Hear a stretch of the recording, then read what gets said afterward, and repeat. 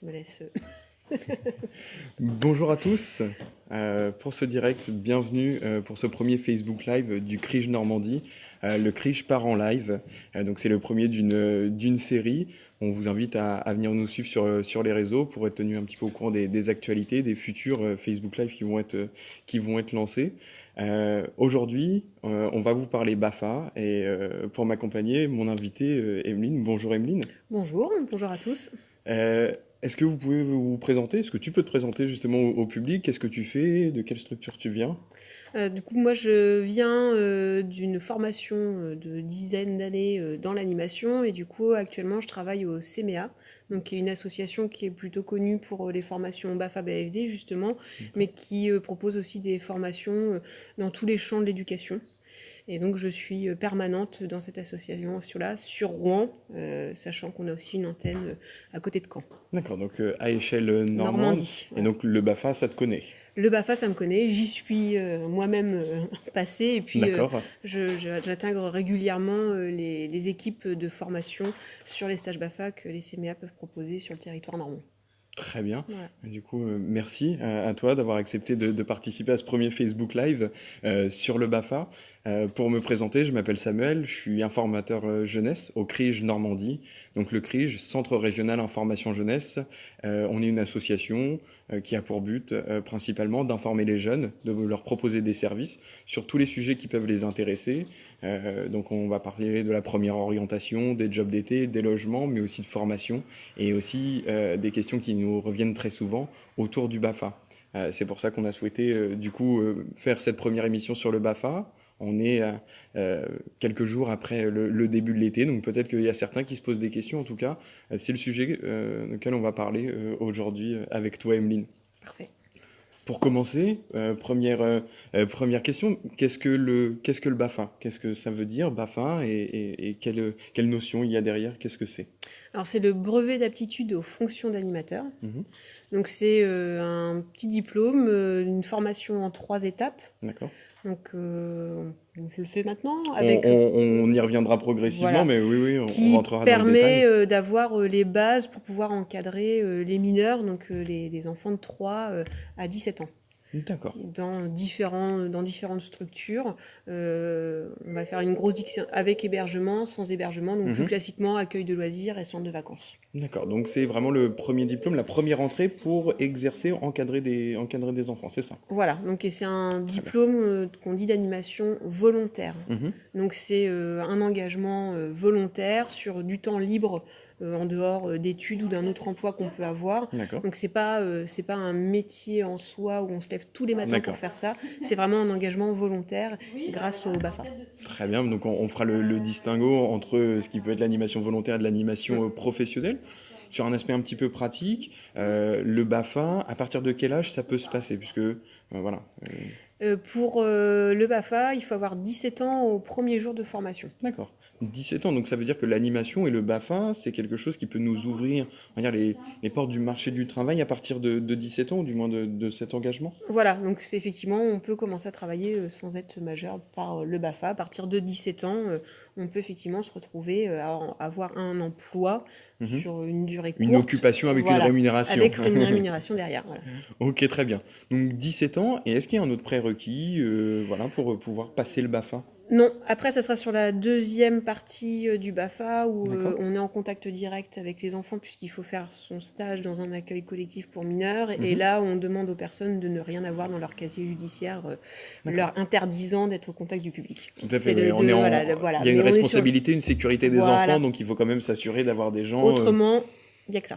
bon, c'est déjà pas mal. Donc de Voilà. ne pas avoir de casier du judiciaire et plus de 17 ans, je pense que ça doit en concerner un certain nombre Voilà. d'entre vous. Donc vraiment, pas de prérequis pour se lancer sur le BAFA. C'est plutôt une bonne chose, accessible à tous, à Voilà. toutes et à tous. On a commencé brièvement voilà, par deux, trois touches sur la session, enfin le BAFA.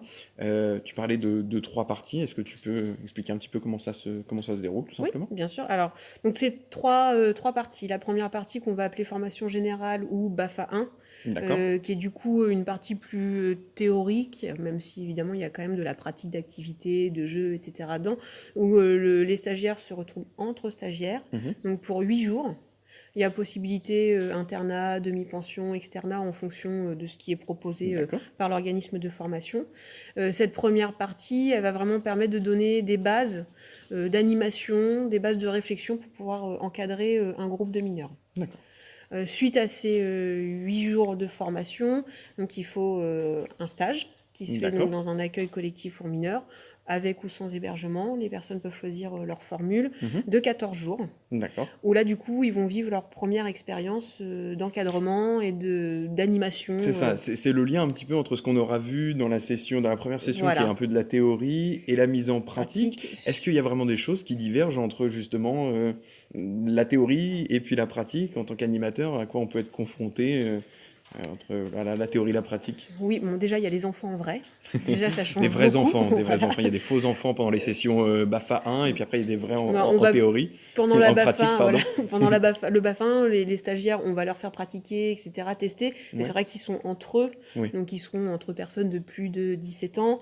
Et c'est vrai que ça donne pas la même chose quand on a testé une oui, animation sur nos pairs et qu'on se retrouve face à des tout à enfants, fait. voilà. Donc il y a après, peut-être sans vouloir faire peur, mais sur des valeurs qui peuvent être défendues par l'organisme de formation, Mhm. et puis parfois le fonctionnement de certaines structures ou sur, je sais pas, la façon dont le rythme des enfants peut être D'accord. calé et pris en compte sur la structure, et puis peut-être ce qu'on a pu faire réfléchir en formation, il peut y avoir des D'accord. divergences, mais c'est pas grave, puisqu'il y a la troisième partie du BAFA qui arrive D'accord. après le stage pratique, où justement on va revenir sur cette expérience et Mhm. on va pouvoir continuer, enfin les stagiaires et Finaliser un petit peu cet apprentissage. voilà, revenir sur Mhm. ce qui a été vécu, les choses qui ont été mal vécues ou pas comprises, les choses au contraire qui ont fonctionné, et du D'accord. coup continuer à se former aussi bien dans la réflexion de qu'est-ce qu'encadrer des jeunes, Mhm. et puis aussi continuer à se perfectionner sur la pratique d'activité.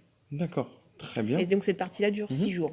Ok, donc on a une première partie qui va durer 8 jours, qui est le BAFA 1, qui nous apporte une forme de base de connaissances, de compétences Tout à pour fait. exercer le métier d'animateur. Mm. Une deuxième partie autour du stage pratique, donc la mise en application. On a dit c'était 14 jours en accueil collectif de mineurs. On Voilà. reviendra un petit peu en détail sur ce que c'est. D'ailleurs, je vous invite tout au long de ce live à éventuellement poser vos questions, interagir avec nous, donner de votre avis sur ce live. Évidemment, on interrompra un petit peu le cours de cette discussion pour répondre à vos questions et essayer justement voilà, de répondre au maximum à vos questionnements.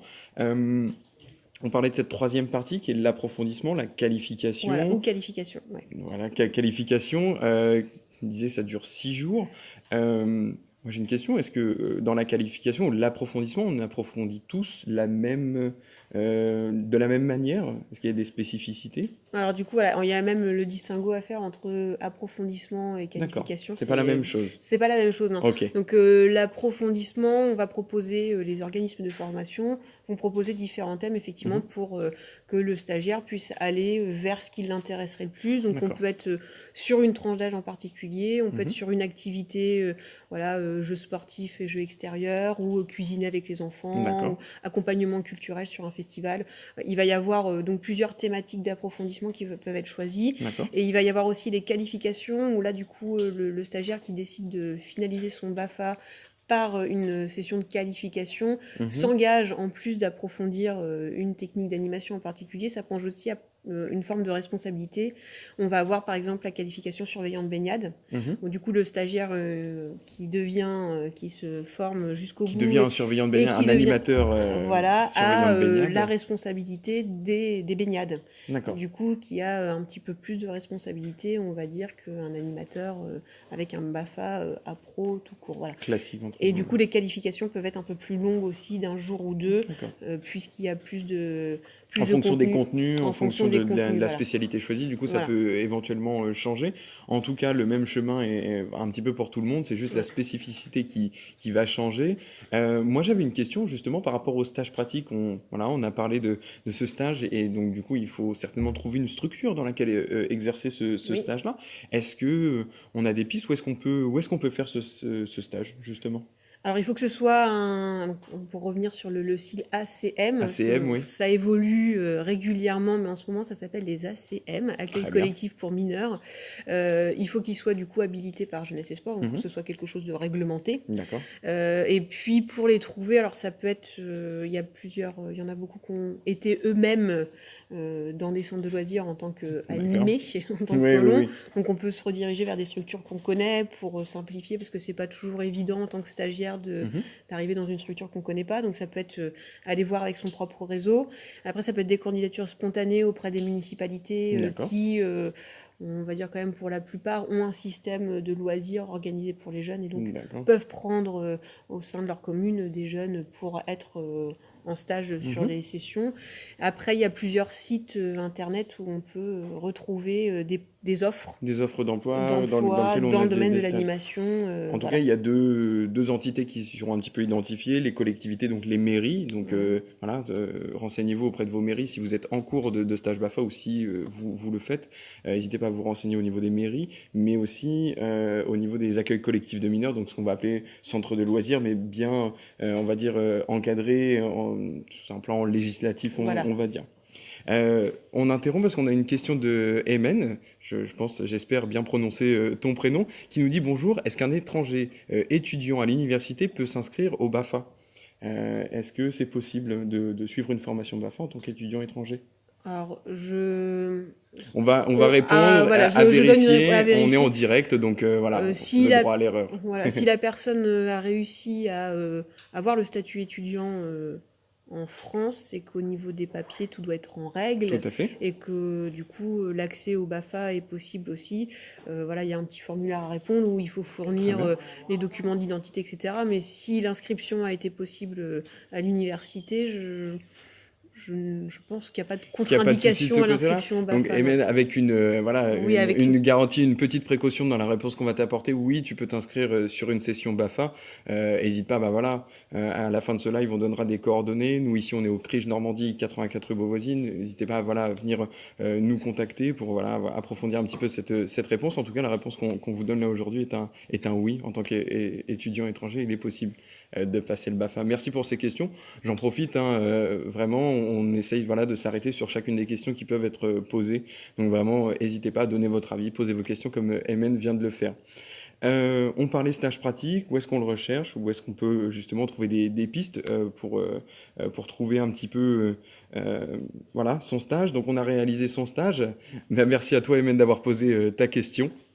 On parlait de stage pratique. Donc maintenant, on a passé le diplôme, entre guillemets, on a fait sa qualification. Derrière, est-ce que il est possible, avec ce diplôme, à ce moment-là, de s'engager pour encadrer, pour animer des jeunes?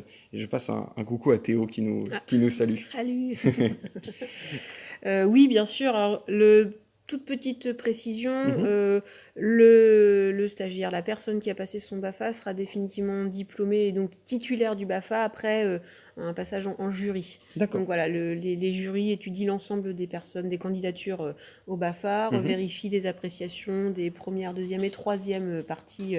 Et une fois que le jury a validé, la personne est titulaire, elle recevra le diplôme chez elle. D'accord. Voilà, sans que ce passage jury n'est pas fait, Il y a trois on étapes reste plus le jury. stagiaire, voilà, on reste D'accord. stagiaire même si les 3 parties sont passées et que la Très bien. dernière partie a été validée satisfaisante par l'organisme de formation.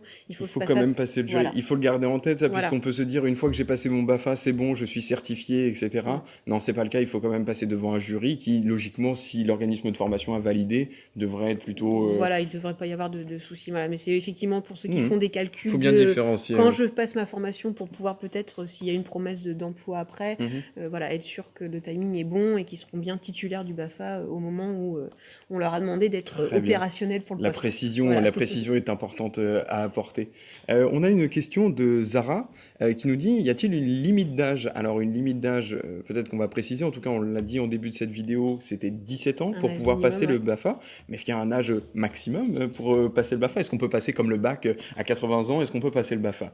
Peut-être un peu extrême, mais Tout à fait, il n'y a pas d'âge limite. d'accord. Donc voilà, ça peut être Clairement, Une Une question. envie, une première étape pour une reconversion professionnelle, D'accord.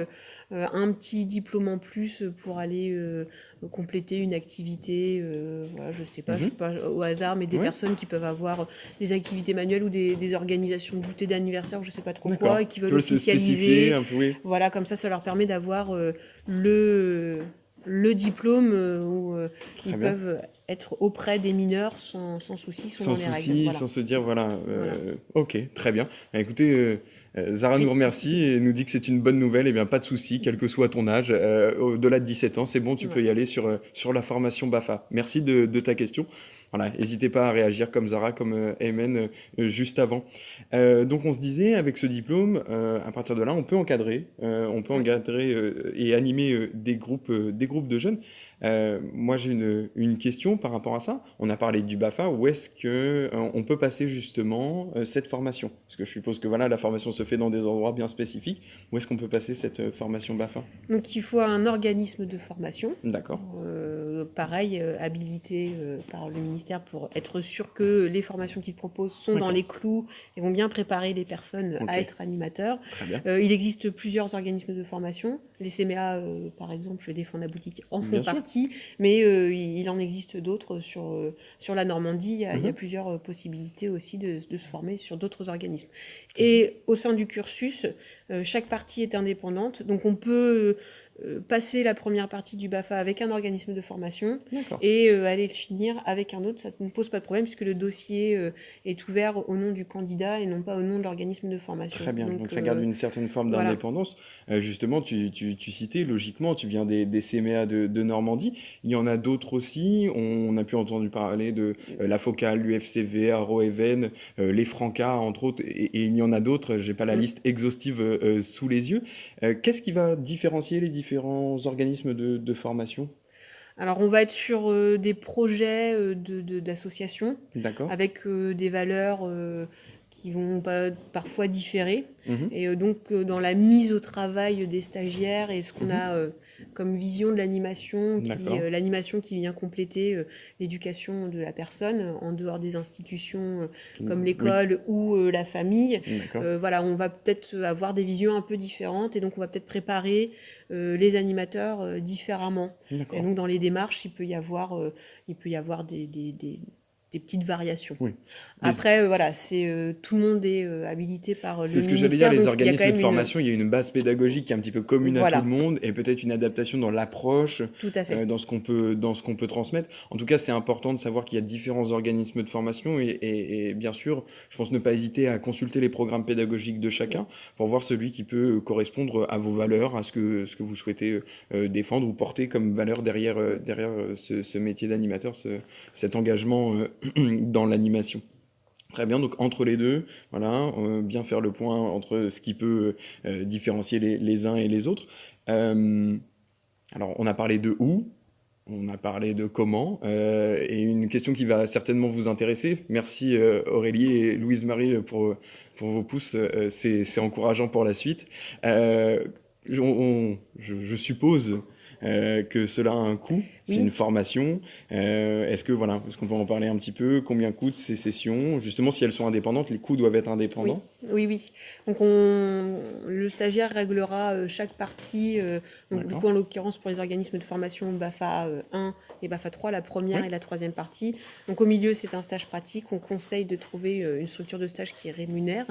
Alors, parce que il y Voilà, a des stages qui peuvent ne pas rémunérer, c'est pas une voilà, obligation de l'employeur, je crois. voilà. Mais Après, pourtant, c'est important, étant donné que ça a un coût derrière, de pouvoir amortir un petit peu le coût de la formation par le stage. voilà, parce Mhm. qu'effectivement, donc le BAFA 1 et 3, il y a la possibilité d'être ou en internat ou en demi-pension, donc on va avoir des D'accord. tarifs différents, puisqu'effectivement en internat sera inclus les repas, Ce l'ensemble qui est des logique, repas ce qui est logique, plus c'est pas la même le chose. logement. Voilà.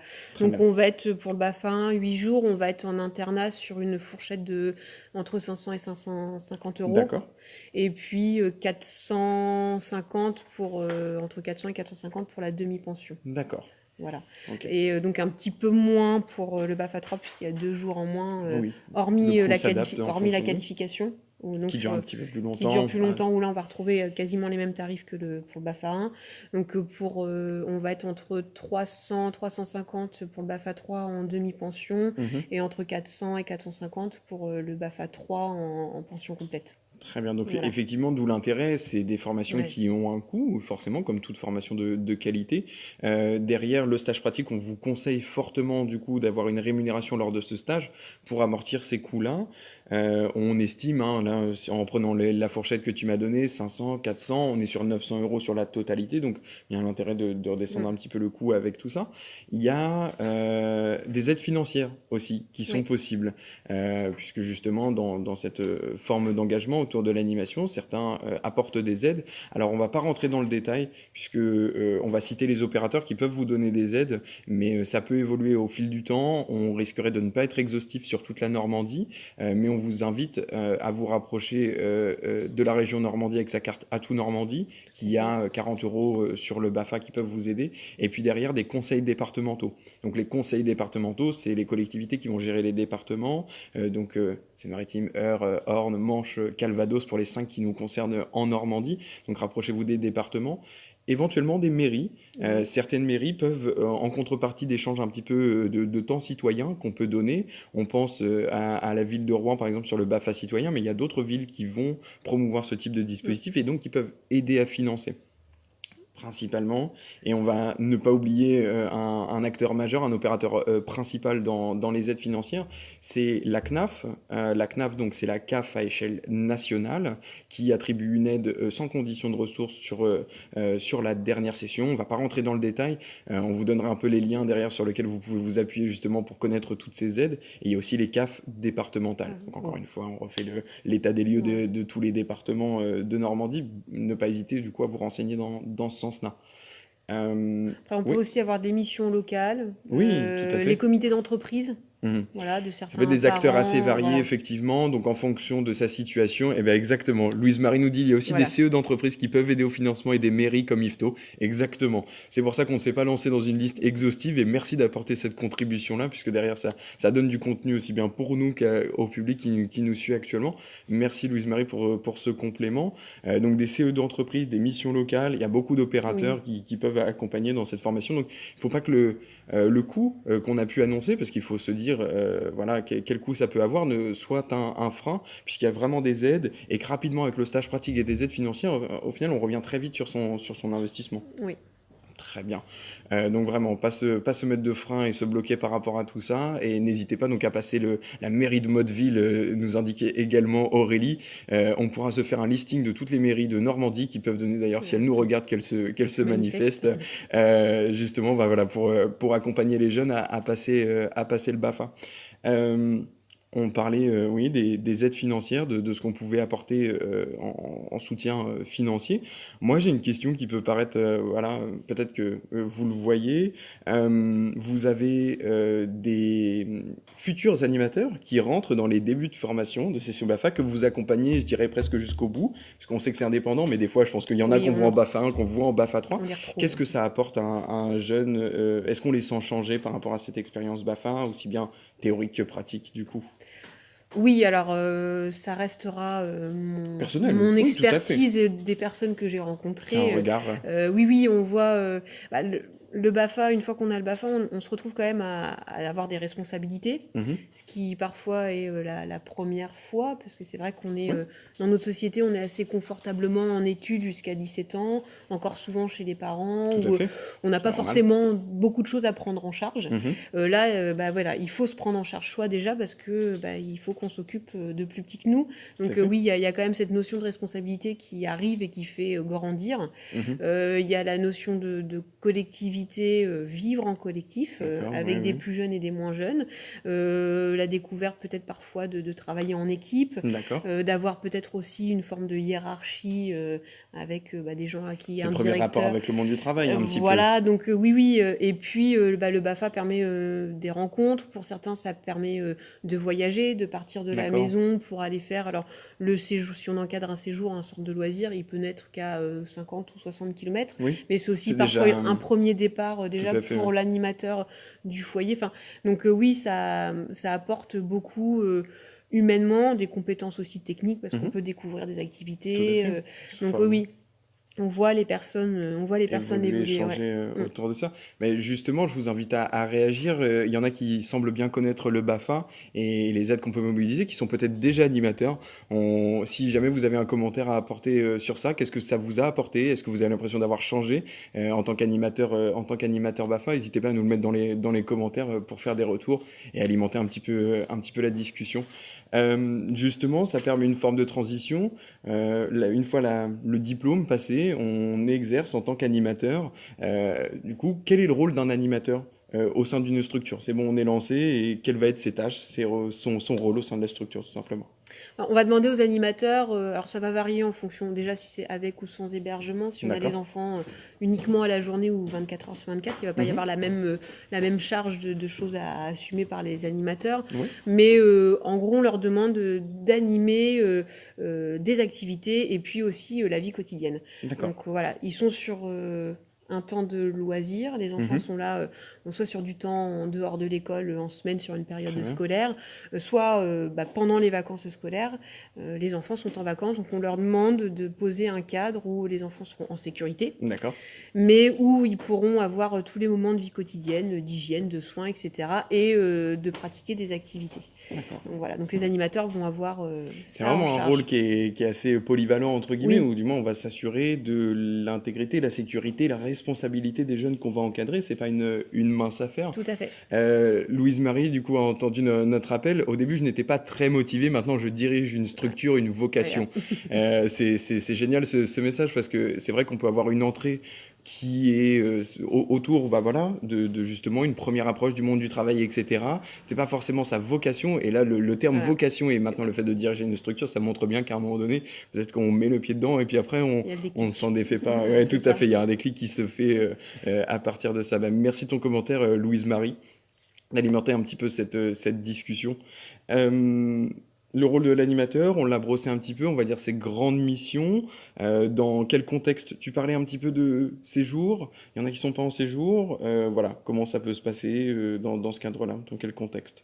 Donc vous pouvez avoir la possibilité d'encadrer sur ce qu'on appelle en général les accueils de loisirs, donc qui sont Mhm. ouverts à la journée, voire à la demi-journée. D'accord. Donc les enfants sont déposés le matin par leurs parents et certains peuvent rester manger le midi. Il y a des structures qui proposent le repas, d'autres non. Donc il Je peut y pense que avoir vous une connaissez tous, coupure méridienne. soit vous l'avez vécu à titre Voilà. personnel, soit vous connaissez des amis qui ont été dans des centres comme celui-ci. Donc je pense que vous les identifiez assez Voilà. Et bien. puis donc les enfants repartent le soir chez eux D'accord. et c'est le rituel qui se reproduit tous les jours. Les enfants partent et reviennent. Donc il y a ce Mhm. cadre-là de travail. D'accord. Et puis vous pouvez décider de vous engager sur un séjour de vacances où du coup D'accord. vous partez avec les enfants et votre équipe un jour pour une semaine, deux, trois parfois. D'accord. Et là vous êtes avec les enfants 24 heures sur 24, jours de congé, je Bien sais sûr, pas, et mais pause voilà. Mais aménagée. en tout cas vous Hop, on est voilà. de retour. On a une petite coupure technique.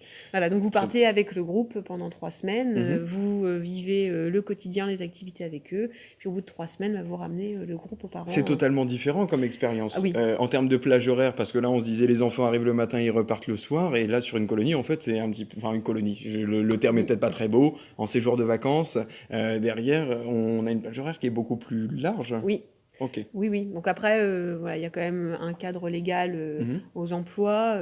Donc l'animateur, même s'il part en centre de vacances, en séjour, Mhm. aura ses repos, aura des congés, Tout à fait, effectivement. oui. Après, on va dire que c'est aussi ce qu'on a envie de vivre parce que c'est pas la même chose. Tout à fait. On va en partageant le quotidien, que ce soit avec les enfants qu'avec une équipe aussi. Mhm. Voilà, on va dire que le temps de travail un peu plus long D'accord. est aussi largement remboursé par ce qu'on peut avoir comme découverte et comme vie de collectivité en fait. Donc, D'accord. Vraiment, vraiment intéressant d'avoir les deux. Peut-être oui, qu'on peut vivre les deux, commencer sur un centre de loisirs et vivre voilà. le séjour de vacances derrière. En tout cas, vraiment des choses qui sont un petit peu différentes. On parlait bien de plage horaire qui était totalement différente. Moi, j'avais une question juste par rapport à ce qui peut être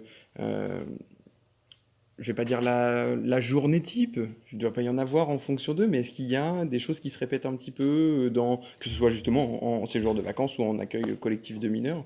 qu'il y a des tâches qui sont un peu récurrentes, entre guillemets? Oui, alors il va y avoir un gros travail autour de ce que nous on appelle l'accueil, D'accord. donc qui est pour l'accueil de loisirs, effectivement, tous les matins, les enfants arrivent, Mhm. donc il faut les remettre dans le contexte de vous étiez à la maison il y a 5 minutes, Mhm. là vous revenez dans du collectif, donc ça, ce travail, faire groupe, faire collectif, Mhm. c'est quelque chose qui est assez récurrent dans D'accord. l'animation. Ouais. Vous allez avoir de la préparation d'activités et du coup après D'accord. Ça, les l'activité, la mener. préparation, ça a l'air d'être ce qui revient le plus Voilà. souvent dans Ce le qu'on métier retrouve d'animateur. souvent, c'est autour des repas, Mhm. puisqu'effectivement, les enfants en mangent de toute façon. Donc Mhm. voilà, il va y avoir toute la réflexion et l'animation, parce que ça reste aussi des animations autour des temps de repas. Il se passe beaucoup de choses quand les enfants sont assis à table et on n'est pas que sur de l'hygiène alimentaire, de Oui. l'équilibre alimentaire, on est bien aussi sur du vivre ensemble. Donc Ok. les animateurs vont être en gestion de ces temps-là aussi. Et puis quand on part sur du séjour de vacances, il va y avoir, qui revient tous les jours, c'est la gestion des temps de douche, la Mhm. gestion du coucher. Voilà, donc Ok. ces choses-là sont, on va dire, c'est des postes assez récurrents. Assez récurrent Ouais. dans la journée d'un Ouais, animateur. ouais. Parfait. On arrive, voilà, il est 18h, on a dit qu'on était sur 17h30, 18h. On va peut-être déborder un tout petit peu, juste pour faire le parallèle, on en a échangé un petit peu au début de ce live, entre la différence entre l'animation qui se veut Mm. volontaire et puis celle qui est professionnelle. Louise-Marie en parlait tout à l'heure, je pense qu'elle est passée de l'animation volontaire à l'animation professionnelle à un moment donné. Euh, Justement, si on souhaite devenir animateur professionnel, le BAFA ne suffit pas. Non, le BAFA ne suffit pas, même si effectivement il y a quelques dérives actuellement qui font que certaines personnes avec le BAFA Mhm, se retrouvent effectivement à avoir un emploi, mhm, puisqu'ils y vont tous les jours et tout c'est à plus fait, uniquement sur un temps libéré. tout à fait. Mais il existe un vrai parcours d'animation Mhm, professionnelle avec des diplômes professionnels. Donc le premier échelon était le BAPAT qui d'accord, va se terminer la vie, ses dernières formations actuellement, et sera remplacé par le CPGEPS. d'accord. Voilà.